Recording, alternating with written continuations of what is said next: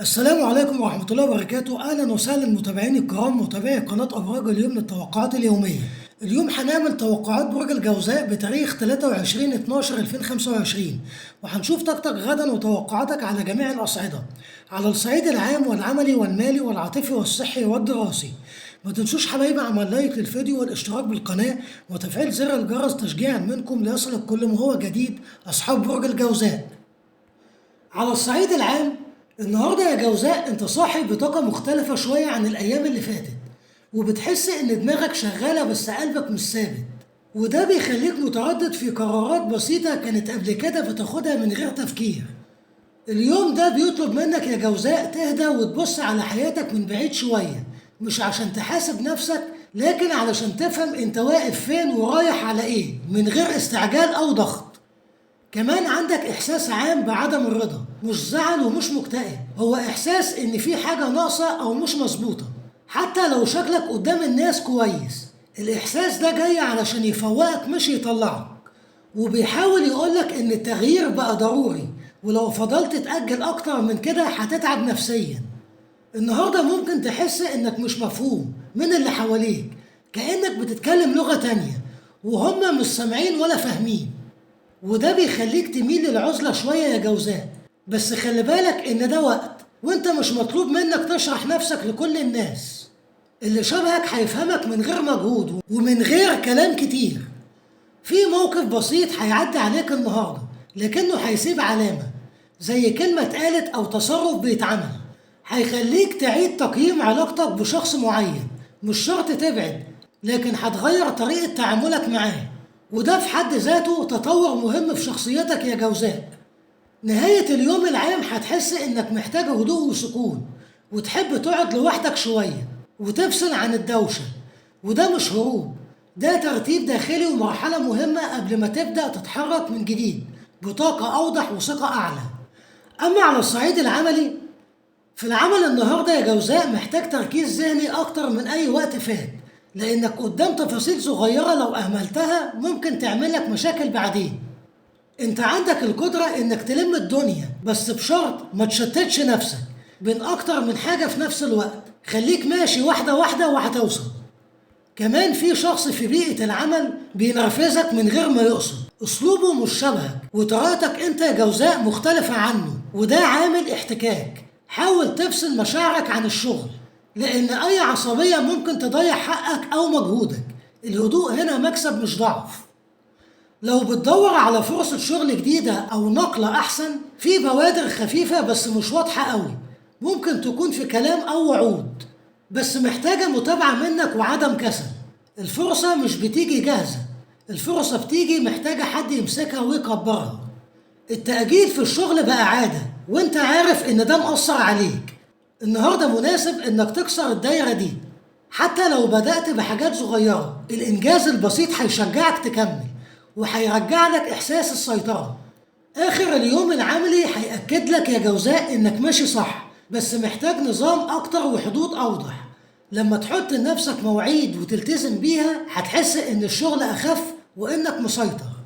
أما على الصعيد المالي، الفلوس النهاردة عاملة لك توتر داخلي يا جوزاء، مش لأن الوضع سيء قوي، لكنك محتاج إحساس بالأمان، وده مش بيجي غير لما تبقى عارف داخل وخارج إيه. حاول تبص على حساباتك بهدوء ومن غير تهويل. كمان يا جوزاء في مصروف مفاجئ ممكن يظهر، هيخليك تتضايق شوية، بس الحقيقة إنك قادر تستوعبه، بس بشرط ما تكبرش الموضوع في دماغك. الفلوس بتيجي وتروح، والمهم إنك ما تفضلش عايش في قلق دايم. في فرصة دخل جانبي ممكن تيجي من فكرة قديمة كنت ناسيها يا جوزاء، أو مهارة عندك مش مستغلها. لو فكرت فيها بجد ممكن تفتح لك باب رزق حلو، بس محتاجة منك صبر وعدم استعجال. كمان في حد ممكن يعرض عليك مساعدة أو شراكة، اسمعها كويس يا جوزاء، بس ما تمشيش ورا الحماس بس. التفاصيل هي اللي هتحميك، وانت ذكي كفاية انك تشوف اللي ورا الكلام. نهاية اليوم المالي هيخليك تفهم إن الراحة مش في الفلوس نفسها، لكن في إحساس التحكم، وكل ما رتبت أمورك أكتر هتحس براحة نفسية أكبر حتى لو الدخل ثابت. أما على الصعيد العاطفي، قلبك النهاردة يا جوزاء حساس ومفتوح زيادة، أي كلمة بتأثر فيك، وده مخليك محتاج اهتمام واحتواء، مش وعود ولا كلام كبير، مجرد إحساس إنك مهم عند اللي قدامك. لو مرتبط يا جوزاء في كلام متأجل ولازم يطلع، السكوت طول شوية وبقى تقيل، والنهاردة مناسب لحوار هادي من غير اتهام. الكلام الصادق هيقربكم لو النية سليمة. ولو عازب، في شخص في بالك حتى لو بتحاول تنكر. الذكريات بتطلع فجأة، مش علشان تعذبك، لكن علشان تقولك إنك لسه إنسان وبتحس، ومش لازم تستعجل أي خطوة. كمان في تواصل ممكن يحصل بشكل غير متوقع، من عن طريق رسالة أو مكالمة، هتحرك جواك مشاعر قديمة. خد إحساسك على مهله يا جوزاء، وما تخليش اللحظة تسرق قراراتك. آخر اليوم العاطفي هتحس بهدوء نسبي، وكأنك استوعبت اللي جواك وفهمت إنك محتاج علاقة تريحك مش تتعبك، وده نضج مش أنانية. أما على الصعيد الصحي، صحيا يا جوزاء التعب اللي حاسس بيه أغلبه نفسي. التفكير الكتير مؤثر على جسمك، وده باين في إرهاق عام حتى من غير مجهود. لازم تدي لنفسك فرصة تهدى. النوم عندك محتاج انتظام، السهر والتفكير قبل النوم بيستنزفك يا جوزاء. حاول تهدي دماغك بأي طريقة، لأن النوم الجيد هيحل نص مشاكلك. كمان الأكل السريع بقى حل أسهل، بس جسمك مش راضي. حاول تهتم حتى بحاجات بسيطة، اشرب مية وكل أكل خفيف وهتحس بفرق واضح.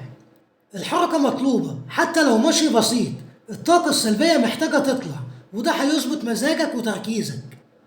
آخر اليوم الصحي بيقولك يا جوزاء إن الاهتمام بنفسك مش رفاهية، ده إحساس، وكل ما كنت أحن على نفسك جسمك هيردلك طاقة أحسن.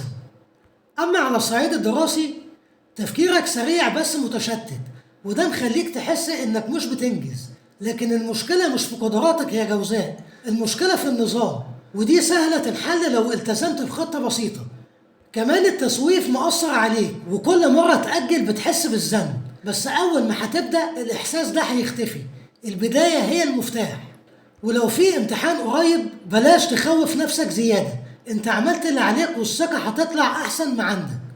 آخر اليوم الدراسي بيأكد لك يا جوزاء إنك ماشي حتى لو ببطء، المهم إنك ثابت ومكمل، والنتيجة هتيجي في وقتها. ودي كانت النهاردة توقعاتك يا جوزاء. انتظروني مع فيديو آخر وتوقعات جديدة، والسلام عليكم ورحمة الله وبركاته.